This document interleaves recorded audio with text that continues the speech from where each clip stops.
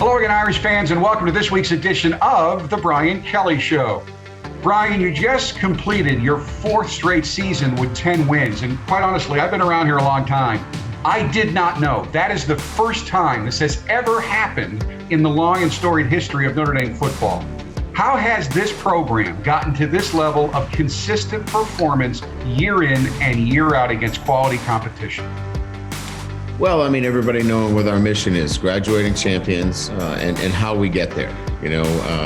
Having a process, having players, coaches, staff, everybody on the same page on a day-to-day basis, and quite frankly, everybody living up to those standards on a day-to-day basis. One message, one voice, and everybody pulling together. Everybody is part of this. It's not just players, it's not just coaches, it's everybody involved in our football program, and that's why we've had the kind of success we've had. Now, as you look back on this undefeated regular season, what stands out the most for you?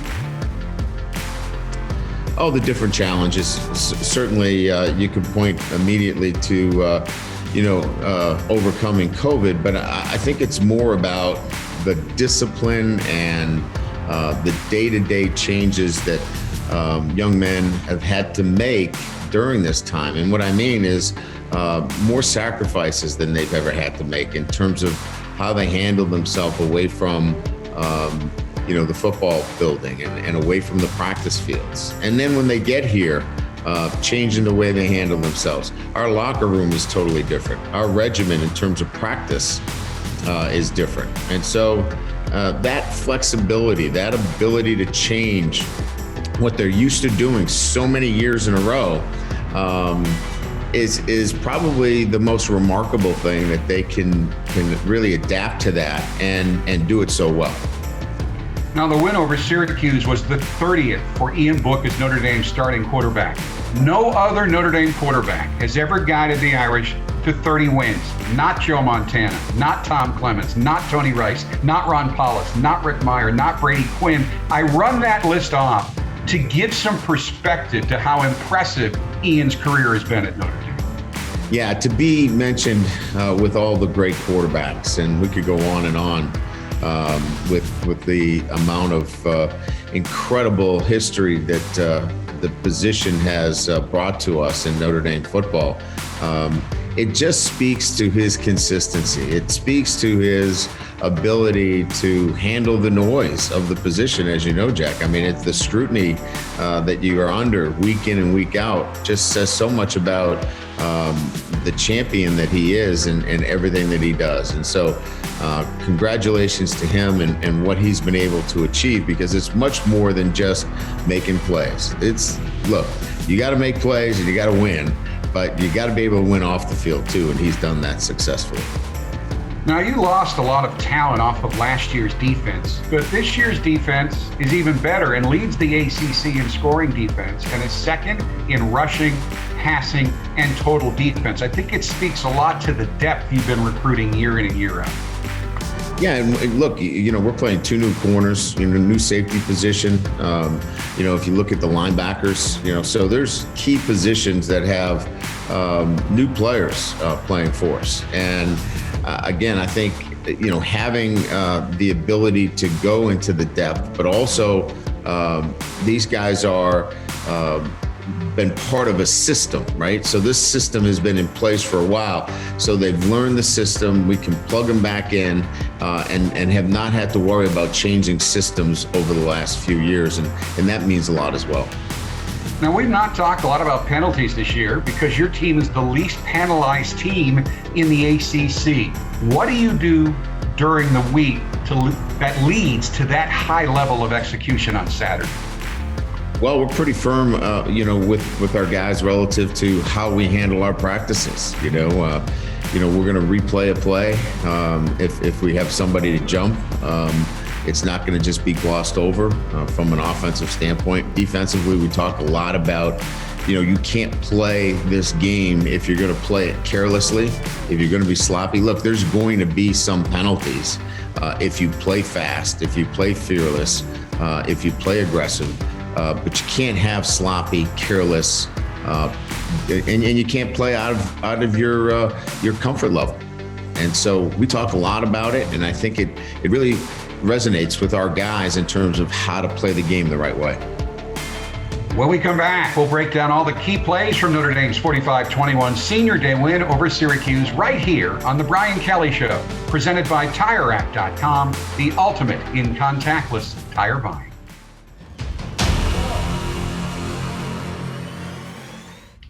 It's time now for our game breakdown, brought to you by Canon. Your offense got off to a slow start against Syracuse, but by the time the game ended, Ian Book had accounted for 5 touchdowns, 3 passing, and 2 rushing on the way to his school record 30th victory as Notre Dame starting quarterback. Why has Ian been so successful? Well, I think it starts with who he is as a person. I mean, he is probably one of the most hardworking players on our team. He comes to practice prepared every day. He's no nonsense when it comes to his preparation, and it rubs off on everybody around him because it's not just one person. He's had great players around him, but they've all followed his lead. The way he prepares, the way he cares, it's rubbed off on all those around him, and that's why he's been able to do the things he has. Now, another one of the reasons this team is in contention for both a conference and national championship is the consistently stellar play of your defense all season long. Now, while your offense was struggling early in this one, the defense did a good job of limiting Syracuse to just 1 score in the first half. The execution still needed to be better. It seemed like we thought the game started at 3:30 instead of 2:30, because at 3:30, we really picked things up. I think we scored 3 touchdowns in a matter of 3.5 minutes. So our defense had a lot to do with it, taking the football away. And then our offense, really got going. And your clock awareness is quite good. Right around 3:30, with about 5 minutes left in the first half, your offense started clicking and took the lead for good on a terrific 28-yard touchdown run by Ian Book. Again, that's what Ian does well, right? He's going to see the field, can feel and sense the pocket. They brought an inside pressure. It got picked up.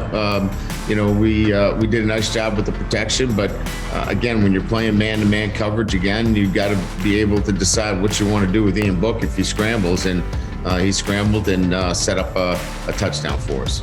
Your defense then gets you the ball back when Myron Tungabailoa Amosa strip sacks Rex Culpepper with a little help from Drew White, and Maris Leofau returns the ball 12 yards to the Syracuse 21-yard line. Yeah, it was an outstanding play, and probably gave us that big momentum lift that we were looking for, because we were able to cash it in right away and begin to put some pressure on Syracuse at that point. And by right away, you mean on the very next play, Book hits Javon McKinley for a 21-yard touchdown and a 17-7 Notre Dame lead. Yeah, McKinley's such a difficult matchup because of his size, because of his strength, and Ian now has a really good rapport built up with Javon McKinley. We talked about earlier in the year, where are you going to find your production? Who are the guys that are going to step up? And most of the time we talked about it just needs to take some time to develop, and that now we're at the end of the year, and you can see, how that relationship has developed over time, and puts the ball in a good position. McKinley goes up and makes a great play. And as you said, you weren't done yet. You get the ball back with 38 seconds left in the half. I'm not sure you've ever practiced a 38-second drill, but it worked here. Book directs a 6-play, 66-yard drive that ends with a 28-yard touchdown pass to McKinley, and it's 24-7 at halftime. We knew in that situation with the amount of timeouts that we had left, in college football, anything, within 45 seconds with timeouts is going to give you a good chance to score as long as you're getting a chance to stop the clock.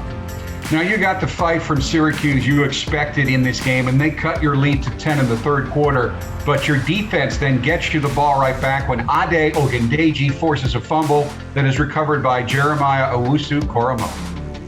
Yeah, it was really good pressure on the play, and I think we've seen that now for the last month from Ade, really elevating his game. Another big turnover, another great opportunity for us on offense now to go cash it in. And you indeed do cash it in. Ian Book takes it in from 17 yards out, and it's 31-14 Notre Dame. Be careful what you wish for. If you want to man us up and try to defend the run, and we were in a run formation, but we ran a route combination that flushed everybody out, and again, gave Ian Book the opportunity to run the football in. Now, late in the third quarter, Book and McKinley created a piece of true football art, a great throw and a great catch for their third touchdown of the game to give you a 38-14 lead. Tommy wanted to take a look at it from the box. We scanned it. They were in man coverage. Ian saw it and immediately went back to McKinley and got his third touchdown on his senior day. Pretty good day to wrap up your last game at home. Now, there was one more Irish touchdown in the game, and that was freshman Chris Tyree's 94-yard touchdown run in the fourth quarter, the third longest rushing touchdown in Notre Dame history. Chris has been one of those freshmen that, comes in and makes his mark early on. Kyron kind of takes the thunder away, and deservedly so. He's had a great year, rushed for over 1,000 yards this year, but he's been so steady all year. Kickoff returns, playing as the number 2 back, and then to get this opportunity to show the elite speed that he has on that run was really special for him.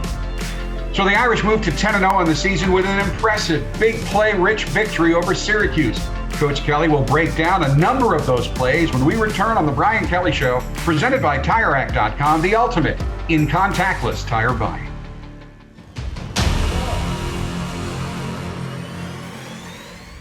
Coach, we begin this week with the first of the 4 turnovers your defense forced against Syracuse. This one on a strip sack late in the second quarter that led to your second touchdown of the game. Yeah, Clark called a rover pressure here. You can see Jeremiah comes free here and forces Culpepper out, and then Myron actually gets the strip sack here and turns it over to his Hawaiian native friend, Maris Leofau, who picks it up. Now, he could have run this down probably a little bit further, but they blew a whistle right there because I was looking to call a timeout, and just a great execution here. You can see the defensive end in this instance takes the tackle upfield, opens up the B gap here nicely for Jeremiah right here to slip inside. The back can't get to him. Great job here, forcing Culpepper up, and then Myron coming off, strip sack, ball out. Maris picks it up. Just a great team defensive play. Coach, our second play could not be more appropriate on senior day as Dalen Hayes comes up with his first career interception in the third quarter.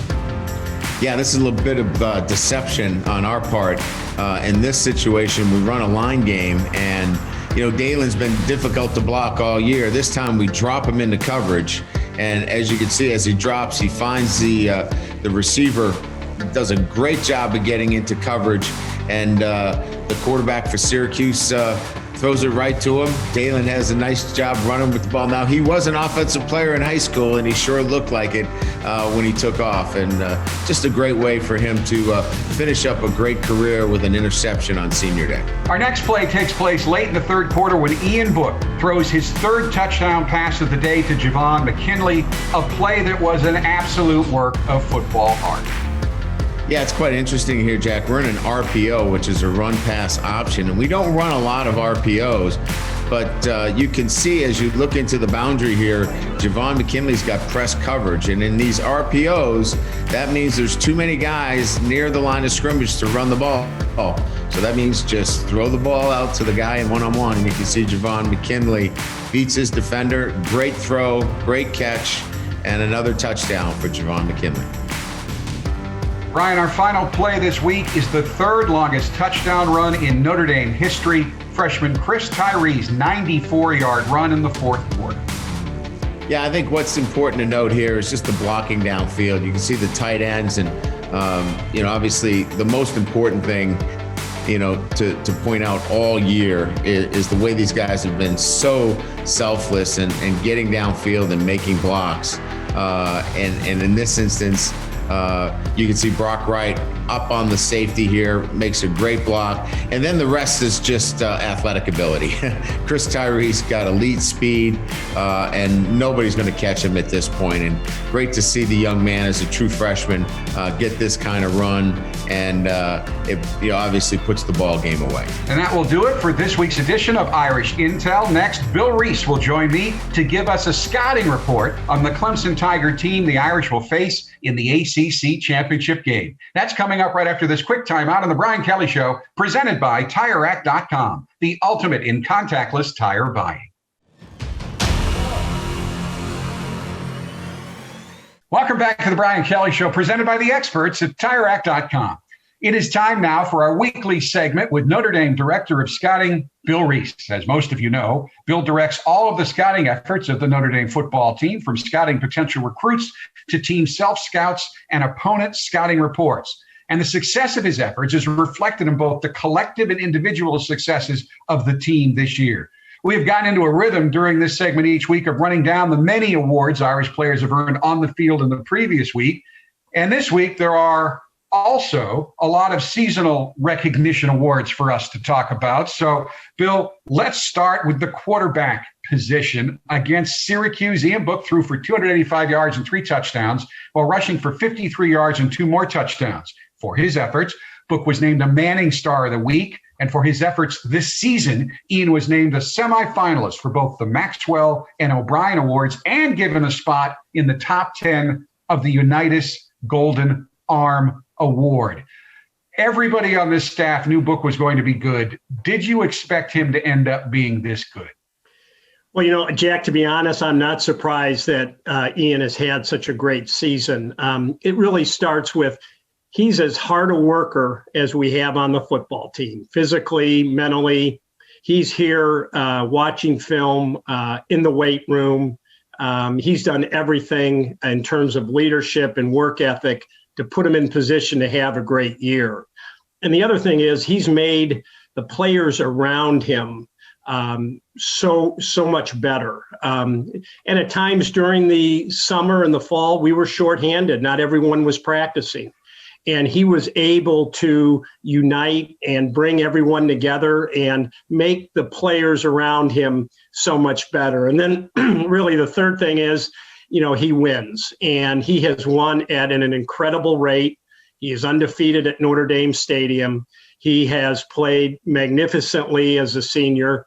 There's only really one other quarterback in the country that has the same numbers that he has, 1 loss, and we're going to see him in December.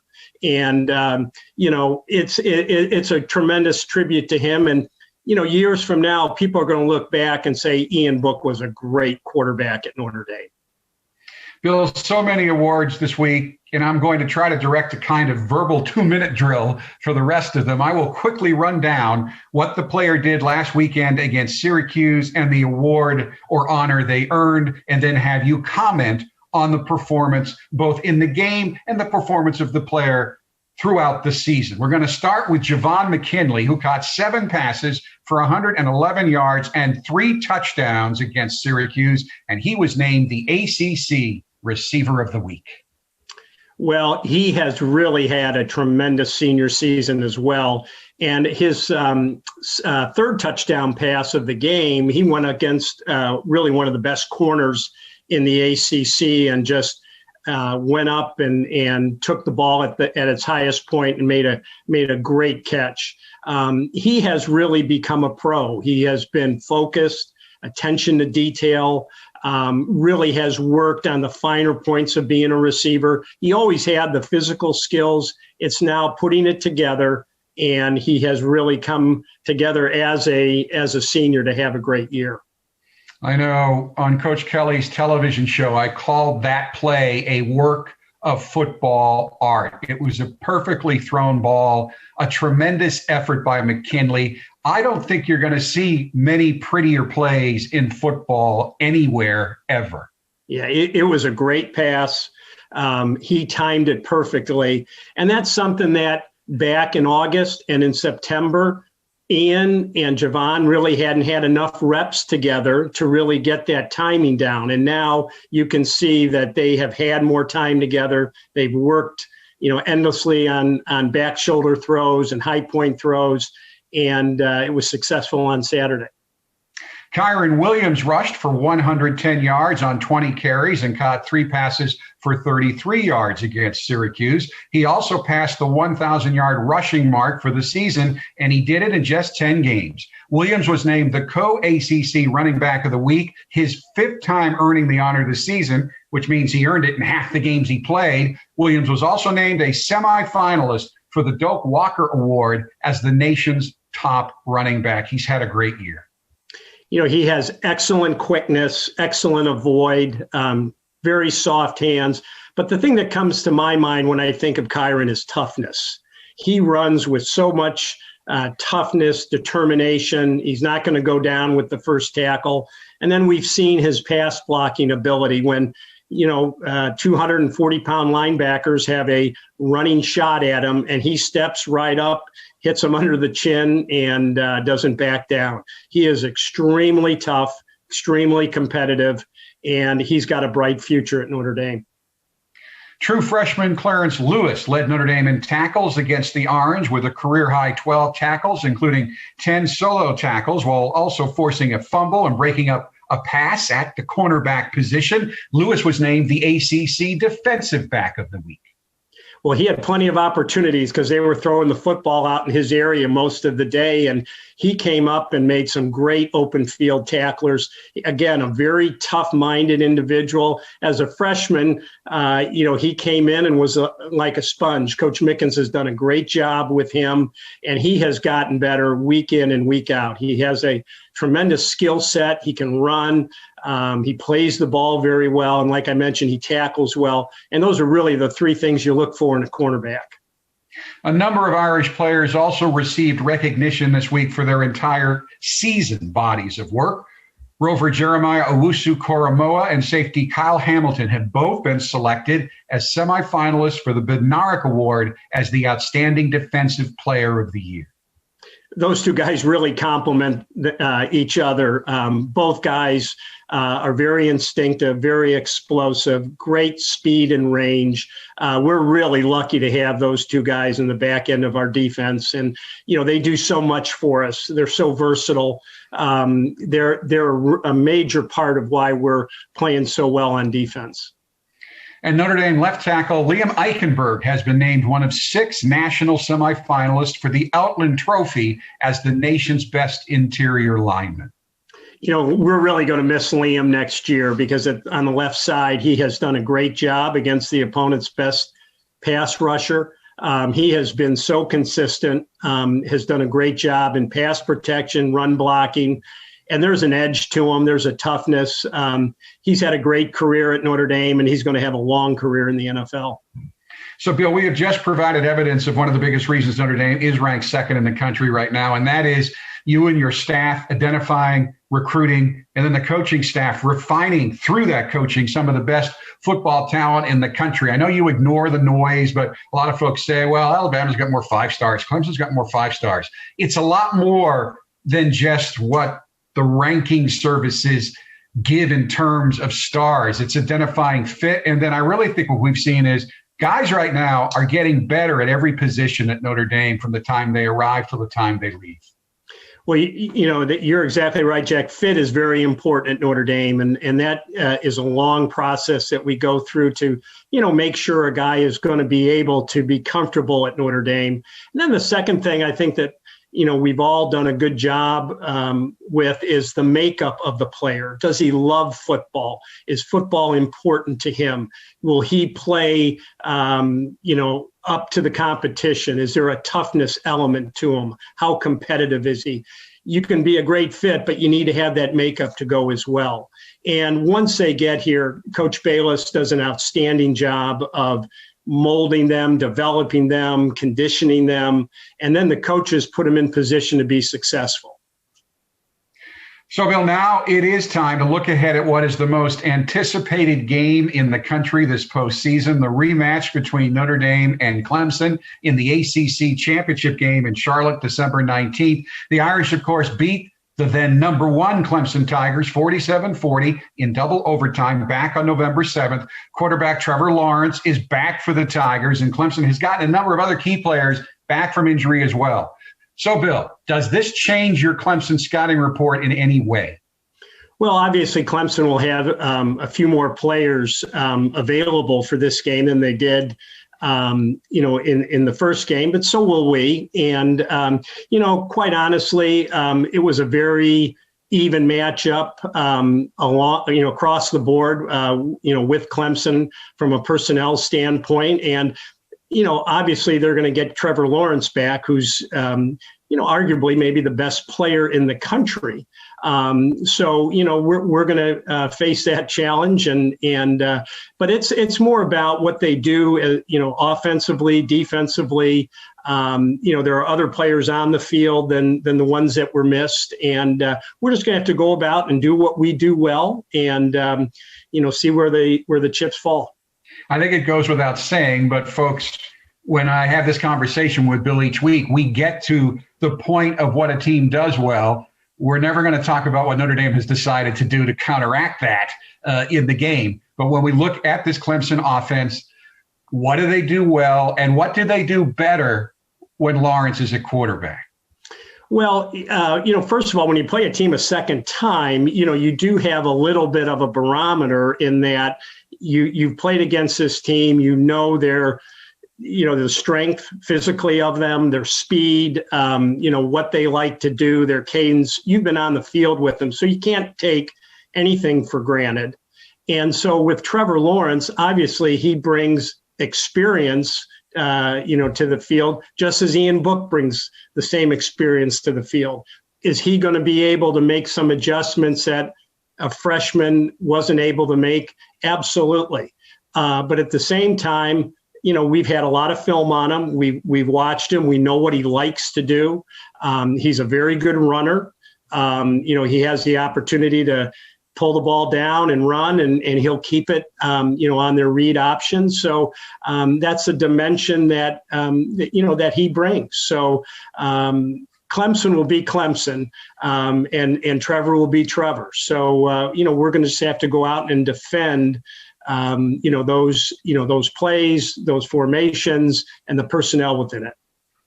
Defensively, Clemson is as athletically gifted as any defense in the country, and they're getting a couple of guys back. Do you expect their defensive effort to be better than it was on November 7th? Well, they play a large number of players. As an example, on the defensive line, they may bring in 9 to 10 defensive linemen throughout the course of a game. They'll play 4 or 5 different linebackers during the course of a game. They'll play 3-4 safety rover types during the course of the game, to keep some guys fresh, but to give you multiple looks.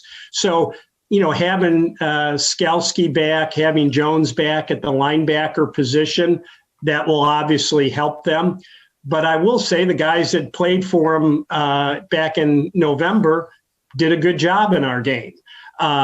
Davis, the defensive lineman who did not play in our game, he's a very good player, and he brings some pass rush ability, some really good range and pursuit from the defensive line. But we think we have offensive linemen that can block their front. So we feel good about the matchup all across the board. Speaking of Notre Dame's offensive line, even with the injuries the line has endured in recent weeks, Pro Football Focus still rates the Notre Dame offensive line number 1 in the country. Now, with the exception of the center position, you will have all your starters back on the offensive line for this game, and right guard Tommy Kramer will be 2 more weeks into recovery from his appendectomy. How much of a difference do you think this will make against the Tigers?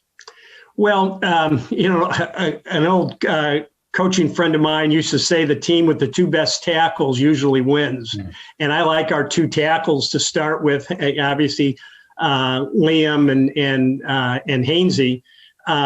But inside, Tommy being back, and he'll be, 100%, he'll pick up right where he left off. Banksy's had a really good year at left guard. And whether it's Lugg or Corral at center, both of those guys have had a start inside there. They've played. They're both very good players. They're going to be flanked by 2 experienced offensive guards. So I don't think there'll be a major drop-off. So, Bill, do the keys to beating Clemson a second time change from the keys Notre Dame had for game 1? Jack, not really. Clemson is one of the best football teams in the country. They're a great team. And, we're going to have to play with the same amount of focus, physicality, attention to detail, as we did in the first game. We're just going to have to eliminate mistakes, try to force them into making a couple, and play loose and play fast. Bill, thank you for the time and effort, both today and all season long. This has become one of my favorite assignments each week, and I know the listeners and viewers have really appreciated all the knowledge that you have shared with them this season. Jack, you're welcome. I'm looking forward to you getting the ring. And I said it, you didn't. We'll be back with more of the Brian Kelly Show, presented by the experts at TireRack.com, right after this timeout.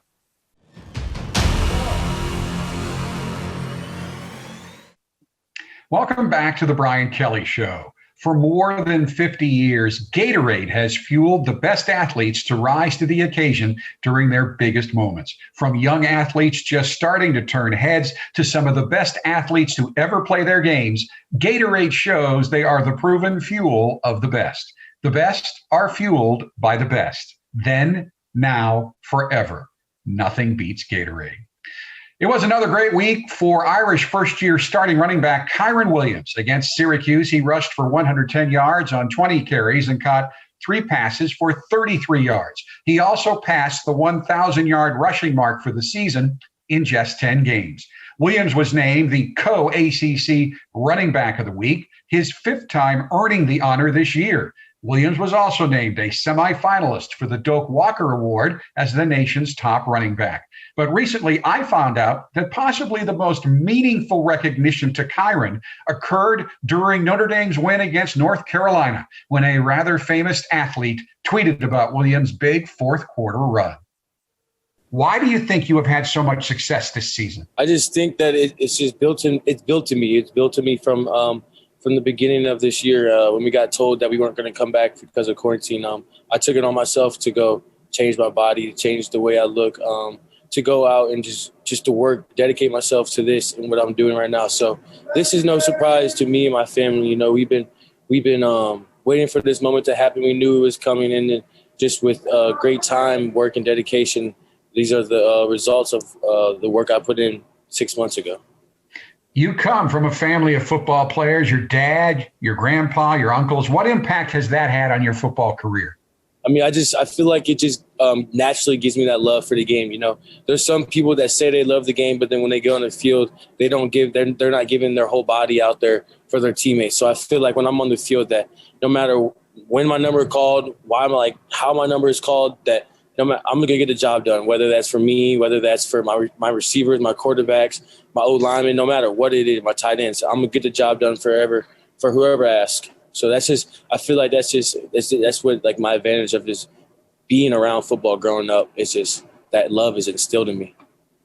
You are that somewhat rare running back with breakaway speed that can get around the edge, but you will absolutely run right over anybody who gets in your way. Where did that come from? That just came from my defensive mentality. I've said before, I don't know if you know this, but I grew up playing defense. My first love was defense. So, like I said, I don't ever shy away from contact. So whenever it comes to that in the hitting phases, I'm not really worried about it. You know, I like contact. So if you hit me harder than I hit you, then I'm gonna get up and I'm gonna be more happier about it. So, like I said, I just feed off it. Okay, you're physical. You like to knock people over, but you also have nice, soft hands. You're the 4th leading receiver on the Notre Dame team. You were also a great receiver in high school. Is that something that comes naturally, or did you have to work at that? I definitely had to work at that. You know, it was coming into high school my freshman year. My coach had switched me to slot receiver, and I had no idea what to do. But from that day, I ran off with it. You know, I made that my primary position. It wasn't until my senior year that I got the listed running back position. So I just feel like, you know, when coaches throw me into different situations and tell me to go learn this, I've been able to do that. I've been able to learn it, soak it all in, and just be able to excel all over the field. Did you know you're the only player in the last 4 years to rush for 3 touchdowns against Clemson? No, I mean, I found that out after Clemson, yes. What does that say about this offense? We're explosive, you know. That's just running the ball. We did the same thing with passing the ball as well. So I just feel like we keep going as an offense. We keep locking in and executing on a high level, that we're going to be a hard team to stop, and we firmly believe that. How hard has it been to deal with all the changes and procedures related to dealing with COVID-19 this year? I mean, I think it's just taught us all that keep your head on the swivel. You never know what could happen. You never know what the next morning could look like.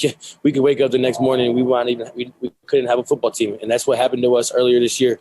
So we know that we just have to be smart as players, as coaches, as the faculty and staff, that if we want to get to the end goal, if we want to accomplish our common goal of winning the national championship, that we all got to buy in. And just for these last few months, just to stick it through COVID and get through the season. Hey, no classes for the rest of football season. Yeah. Does that make things easier for you?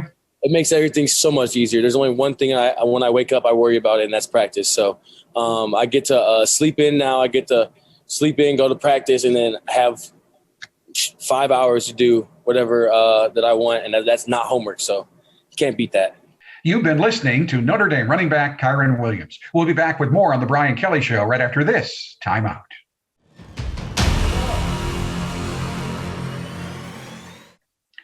Welcome back to The Brian Kelly Show. Finishing the 2020 regular season 10-0 is a remarkable accomplishment for the Notre Dame football team. In fact, just playing 10 games during the COVID-19 pandemic is an amazing achievement in itself.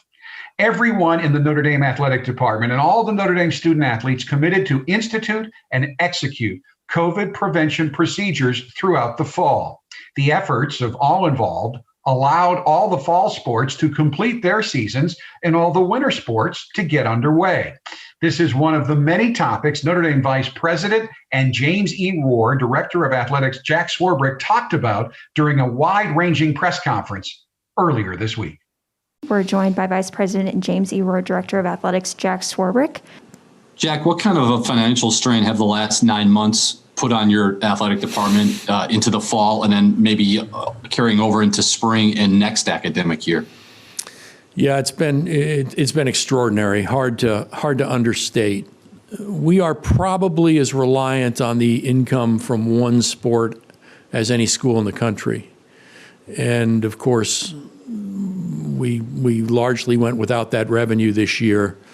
When you add to that the loss of a significant portion of all our normal distributions, right? A reduction in the CFP distribution, NCAA distribution, conference distribution. It puts you in a very difficult position going forward. And we will deal with the consequences of this year for a long time.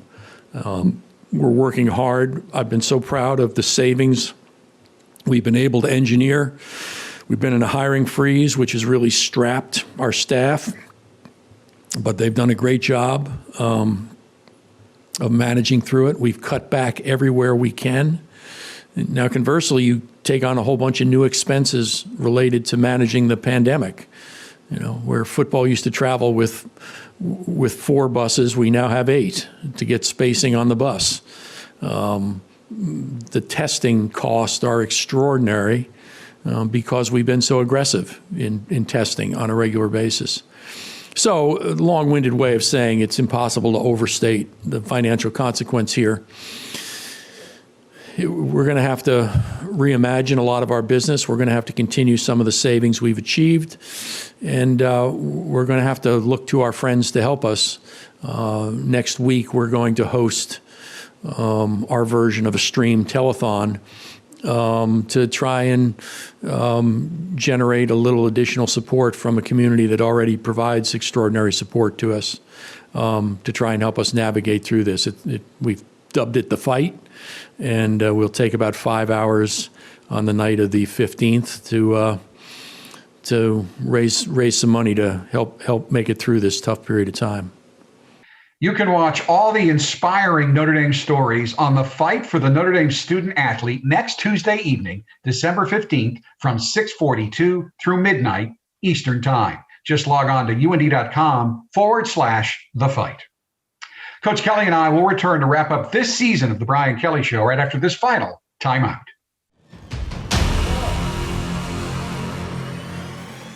Welcome back to the Brian Kelly Show, presented by TireRack.com, the ultimate in contactless tire buying. A lot of huge challenges await your team the rest of this month, but one thing you do not have to worry about that you normally do at this time of year is final exams. Those took place the week before Thanksgiving, and classes are over until February. It's all football for the rest of the season. How helpful is that for your players and coaches?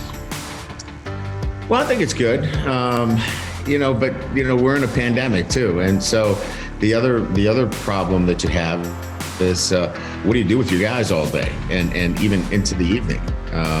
We were fortunate that a bunch of our guys went to the women's basketball game the other night, and the university and athletics has made tickets available for our players to see some of the games. But that to me is probably the biggest concern that I have now, is that we're going to be here through the holidays, and there's only so many times that I can have you dress up as Santa Claus, Jack. So we've got to find things to do and be, really understanding that they're sacrificing the holidays to be here and, play for Notre Dame. I know they want to do it. They want to be part of this championship run, but without academics, that's great. But there are some holes there that we have to fill with things to do as well. Now take us through what the next 2 weeks will be like for your team as you get ready for the rematch with Clemson in the ACC title game. Right. So, going into the ACC title game, we'll have a bye week, and then we'll get right into our week of preparation. But during this bye week, we'll try to weight train. And within that weight training, we'll also have scouting report. We'll try to stay off the field until later in the week. And then try to duplicate a Saturday, a week, that we would normally play, and try to be physical on the field during the bye week, that Saturday, where it duplicates kind of a game situation, so they stay in the routine of playing. I don't know that we'll play, 60, 70 plays, but we might have a scrimmage for about 20, 25, 30 plays, just to keep them in the routine of playing games, because you can't go away from tackling. You can't go away from football too long. You want to keep your edge. You want to stay sharp, and then get into it in terms of the full week of preparation for Clemson. Now, Clemson will be healthier and Trevor Lawrence will be back. Without giving away any specifics, does your game plan need to change much from the one you used to beat Clemson last month? Yeah, there'll be some tweaks, but, as I mentioned to you before, I think, when you talk about playing a team like Clemson and then playing a team like Notre Dame, this will come down to the fundamentals. It's going to come down to a couple of plays, and those half dozen plays, it's generally about individual players making plays and then the fundamentals of the game. So nobody's going to out-coach anybody here. This is not going to be we out-schemed you. This is going to be about players making plays and then the fundamentals of the game itself, and blocking and tackling and getting guys on the ground and taking care of the football. So when we talk about big games are big guys making big plays, and also an attention to the details. That to me is what a big game's all about. Now, you can't say this, but I will. Win or lose against Clemson, the conventional wisdom is you would still have done enough to make the playoffs. Certainly a New Year's Six bowl game is a certainty. How do you guide your team on and off the field for the next month? Yeah, they really don't care about that. They want to win a national championship, so they're thinking about beating Clemson, and then whatever happens after that's not in their control. They've wanted to control everything from the very beginning. That's why they are undefeated. So they're thinking about one thing, and that's beating Clemson, and the rest of that doesn't even come into their thought process. So we'll have another similar week off situation and then play just like we're dealing with now. So after the ACC championship game, there'll be a bye week and then a week of preparation leading into whatever's next for us, playoffs, New Year's Six, whatever is decided by those that make those decisions. So we'll handle it very similar. Again, we'll take a few days off, weight train, and then the last 3-4 days begin to prepare again, and then go into the game week situation. It'll be different because you're not leaving campus. So again, that's why I say, as I said earlier, then it's trying to find some things for the guys to do, because they're usually at bowl sites, they're usually at championship sites where there's things to do. We're going to have to be creative here in Michiana to keep our guys occupied. Well, Brian, we were undefeated on this show this year. What a way to wrap up season number 11 of the Brian Kelly Show. Thanks for always bringing your A game to this show every week.